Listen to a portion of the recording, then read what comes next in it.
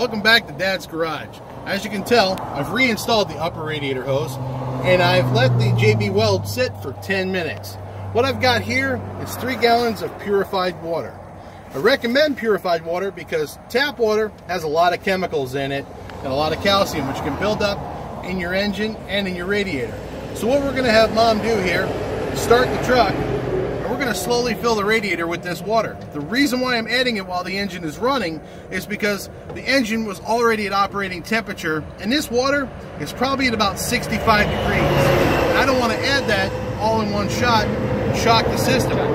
We could actually cause a head gasket to go bad. We could cause all kinds of damage by trying to add cold water to a hot engine.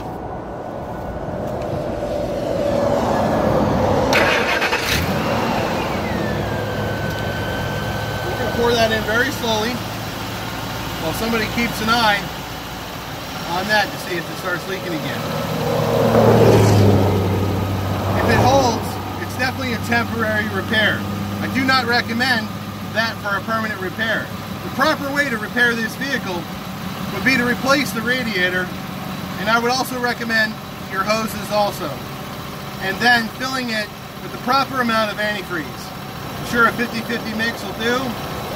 This vehicle does go to upstate New York and to Florida, so it does see a lot of extreme temperatures, cold and hot. So I may make the mixture of the antifreeze a little bit more capable of those colder temperatures. Alright, so far that first gallon's gone. I figured 3 gallons would be enough.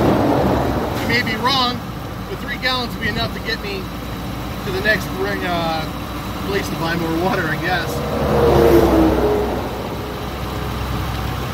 Any leaks over there, guys? No, not seeing nothing. Alright.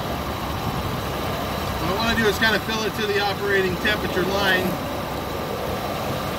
probably the cold line.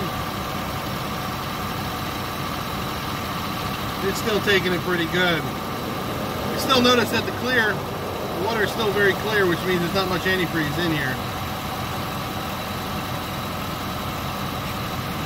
The good part is there's not a bunch of coolant flying out at the same time, which means we didn't do any internal damage.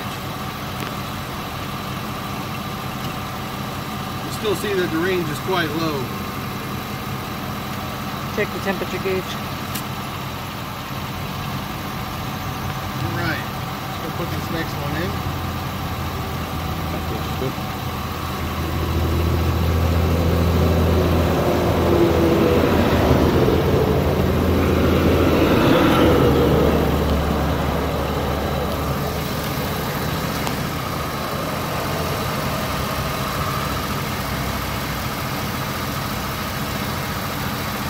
Looks like my calculations of 3 gallons was correct. I have about a half a gallon left. We're going to sit and let it run a little bit. See if they put the cap back on, build up some pressure. And let's hope we can make the rest of the trip home. Thank you again for watching Dad's Garage.